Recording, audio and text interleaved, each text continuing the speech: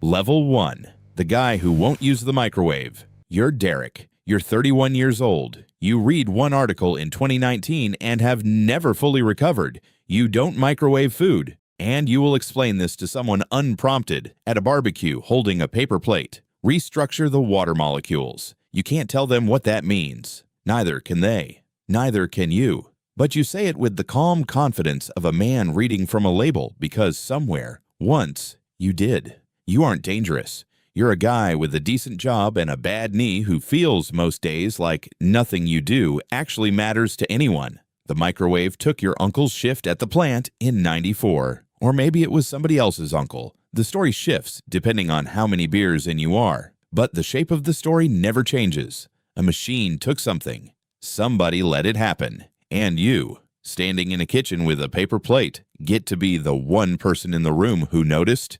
You'll tell them it's about health. It was never about health. It's about being the guy who knows. Watch how your shoulders drop half an inch when someone asks you to explain it further. That's relief. That's the feeling of being needed, even for 30 seconds, even by someone who's only half listening.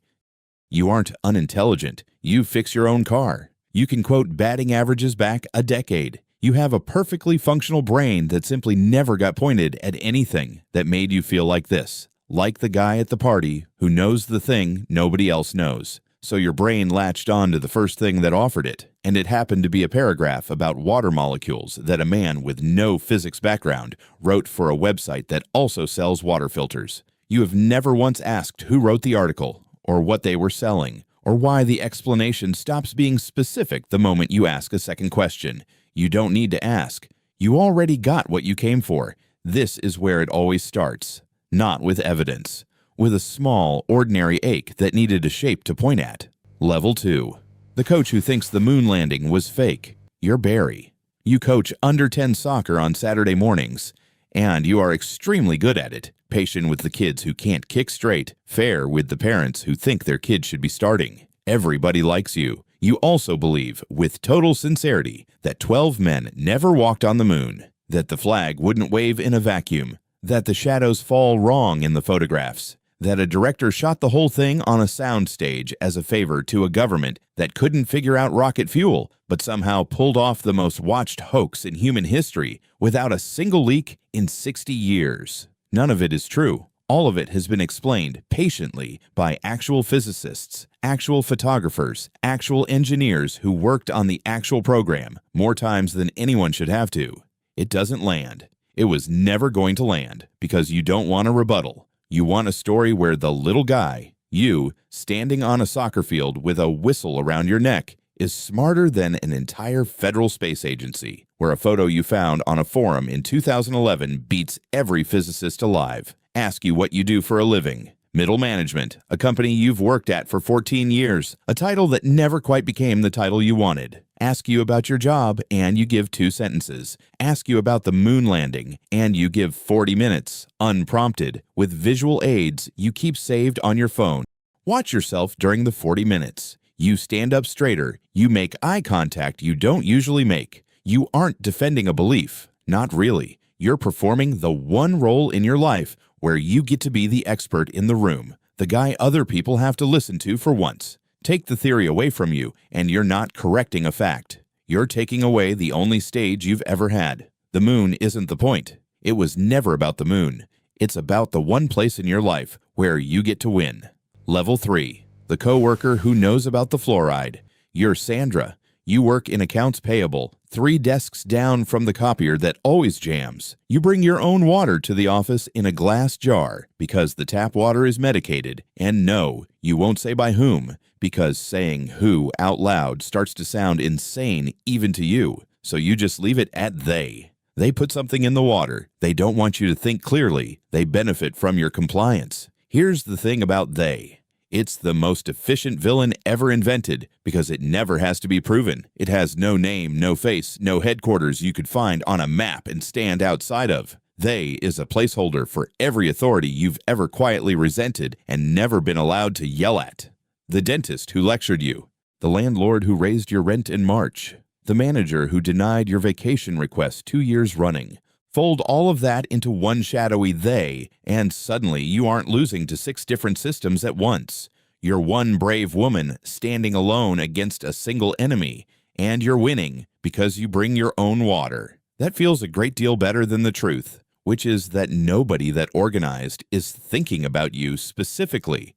Nobody's coming for you. Nobody's that interested. You have calculated more than once exactly how many milliliters of tap water you avoid drinking per week. You have never once calculated how many hours you've spent on it, or what those hours might have looked like spent on literally anything else, a class, a hobby, a friendship that needed tending. The theory isn't costing you much yet.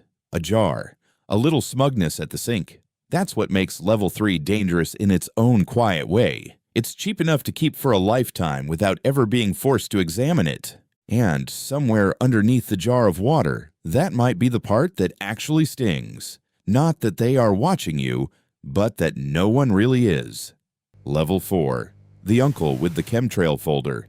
You're Uncle Ray. You have a folder. The folder has printouts. The printouts have photographs of open sky with red circles drawn around ordinary clouds, and the clouds are labeled in your handwriting. Not natural. You believe the government sprays chemicals from commercial airliners to control the weather or dull the population, or both, depending on which day someone catches you. You will show someone the folder if they sit still for more than 90 seconds. You have shown the folder to your cardiologist. Here's what's actually happening to you, and it's sadder than the folder. You retired in 2015. Nobody calls you for advice anymore. Your kids are busy with their own kids. The company you gave 30 years to sent a card and replaced you within the month. You spent 3 decades being the guy people needed, and then one Tuesday, you weren't anymore. And nothing since has filled that hole the way a job used to.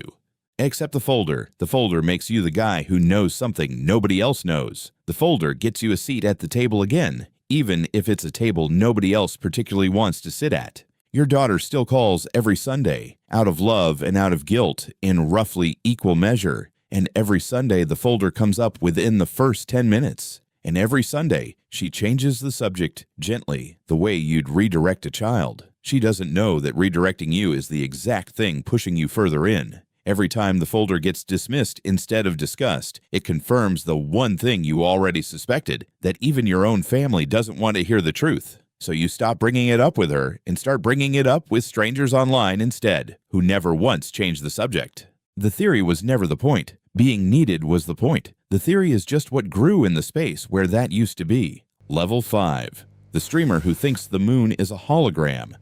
You're Trent. You have 40,000 followers and a ring light and a merch link in your bio. You believe the moon is a hologram, or possibly hollow, or possibly a craft, and you switch between all three depending on which clip is trending that week because you aren't actually building an argument. You're building a business, and outrage performs. Certainty performs. I looked into it, and it's actually complicated, does not perform, so you never say it. Not once, not ever, because the algorithm punishes nuance and rewards conviction, and you have bills.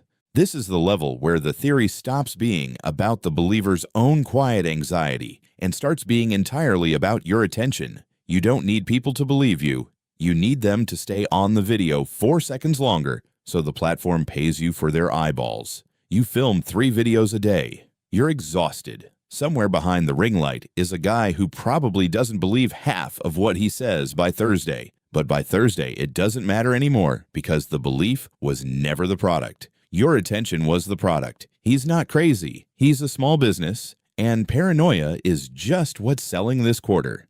Look at your analytics dashboard, which you screenshot and half-jokingly call your real religion. The hologram video outperformed the hollow moon video by nearly double. So next week's video is hologram again, dressed up slightly differently because you've learned the same lesson every platform eventually teaches its most successful users. The algorithm doesn't reward what's true, it rewards what keeps a thumb from scrolling. You didn't set out to lie for a living. You set out to make videos, discovered which videos paid, and let the paycheck slowly rewrite what you were willing to say out loud.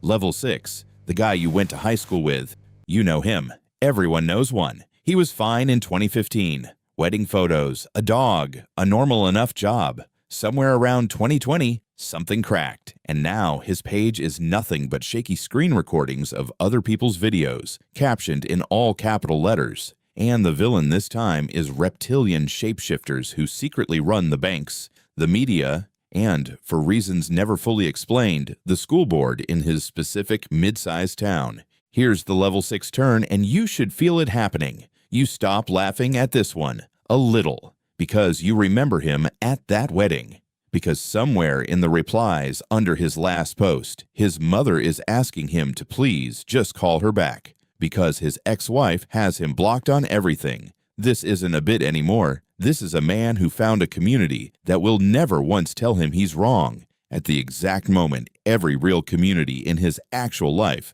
stopped calling. Every conspiracy theory all the way down promises the same three things: an enemy to blame, a secret that makes you special for finally knowing it, and a group of people who will never make you feel stupid for believing it. For a lot of people, that's not a fringe belief system. That's the first time in years anyone's made them feel like they belonged somewhere at all. Somebody in his replies posts a birthday message every single year, without fail, tagging 3 other accounts to pile on with well wishes. It looks, from the outside, exactly like a real friendship, because to him, at this point, it is one. Nobody in that thread has ever met him in person. Nobody in that thread would recognize his voice on the phone, but they show up every year on the day that matters to him, which by now is more than most of the people from the wedding photos have done. Level 7, the prepper who stopped paying his mortgage. You're Walter. You sold your house. Not lost it. Sold it on purpose at a loss, because you are certain the collapse is close enough now that home equity is a joke told by people who haven't done the reading. You live in a bunker you built with your own hands, 40 minutes from the nearest town, with 11 months of freeze-dried food stacked on steel shelving and a white board by the door that tracks the signs. You used to have a wife. She left 2 years ago, and not dramatically. She just got tired, the way people get tired of a conversation that never changes. You used to have a job that paid well in a field you were actually good at. You have neither now, and if someone asks you about any of it, you'll tell them that's simply the price of being awake while everyone else sleeps. Notice what's happened here. The theory has stopped costing you nothing and started costing you everything you had. This is the level where belief crosses over from a personality trait into a financial decision, and financial decisions are very hard to reverse, which means the belief now has to be defended harder than ever, because admitting you were wrong doesn't just mean losing an argument at this point. It means admitting you sold your house, and your marriage, and your career for absolutely nothing.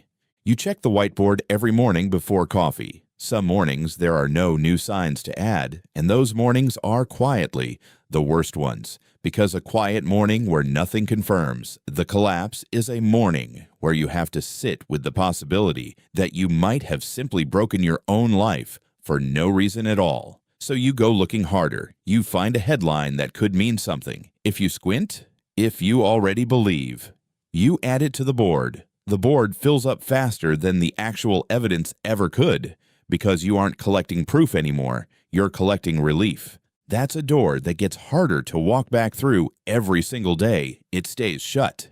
Level 8. The admin who runs the group chat. You're Priya. You run a private forum with 6,000 members and a strict set of rules you wrote yourself.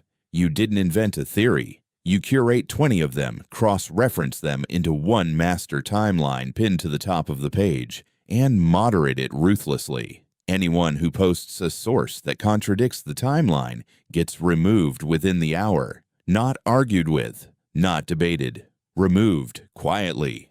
And the conversation simply continues without them, as if they were never there at all. This is the level where belief stops being a private thing someone carries around and becomes infrastructure. You've built a closed information system where the only inputs allowed are the ones that confirm what the group already agreed on last Tuesday. It's airtight by design, because an airtight room is the only kind of room where the wallpaper never has to change, and you have spent 4 years making sure it never does. The genuinely unsettling part about you isn't that you're stupid. You're not. You used to run logistics for a regional distribution company. You're organized, you're sharp, you're disciplined about details most people would never think to check. Those are good qualities. They're just aimed now at something that only eats them. You spend roughly 6 hours a day on moderation, unpaid, on top of a full-time job. You have turned down 2 promotions at work because they'd cut into form hours. When a member you banned last spring emailed you, calmly, asking what exactly he'd said that was wrong, you read the email twice and deleted it without responding because answering it would have meant reopening a question you'd already spent 4 years and 6,000 members convincing yourself was closed. It is easier, always, to remove the person than to sit with the question.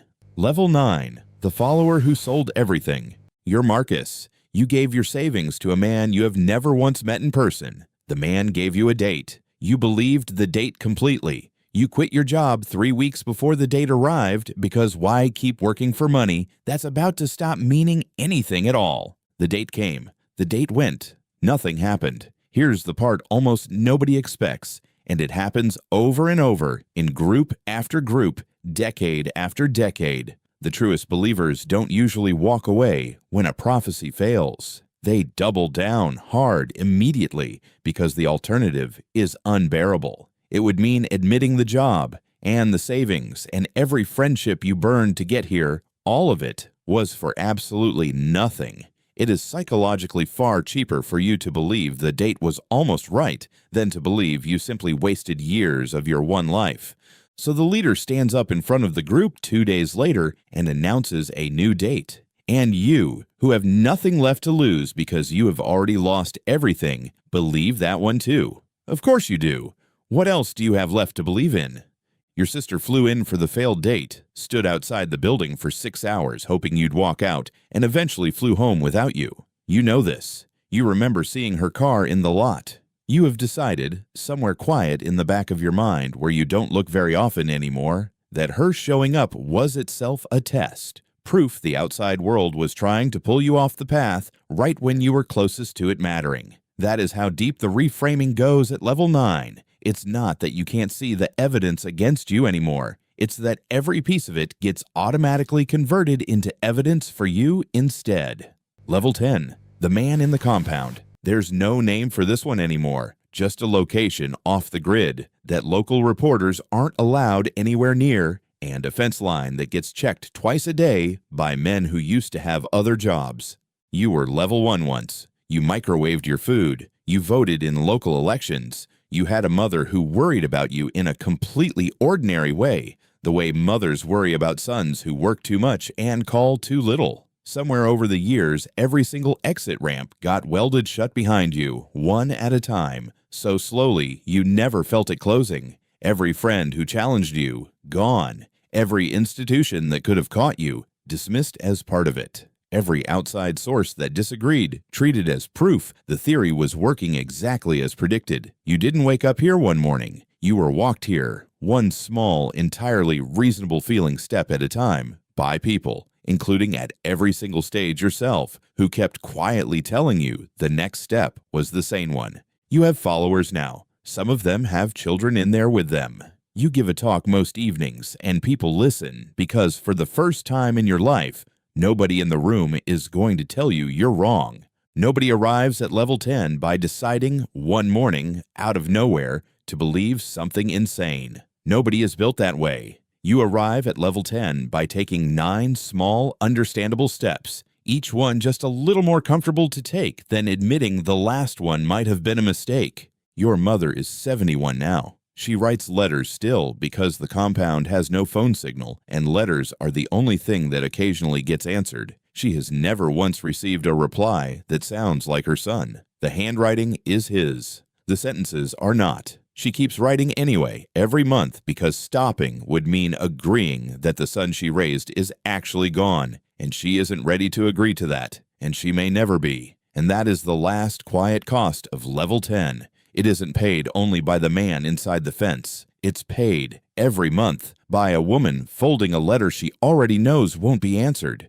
Here's the part that should actually worry you. Every single person in this video started at level 1. not because they were unusually gullible or unusually stupid or unusually broken, because they were lonely or overlooked or scared or simply bored at exactly the moment a story showed up offering them an enemy to blame, a secret that made them special, and a group of people who would never once make them feel small for believing it. That story is being told to somebody you know right now for free by an algorithm that gets paid every single time it works. Derek is still out there, somewhere, holding a paper plate at a barbecue, explaining water molecules to someone who didn't ask. He has no idea what level 2 looks like yet. He'll get there the same way everyone on this list did. One small, reasonable step at a time.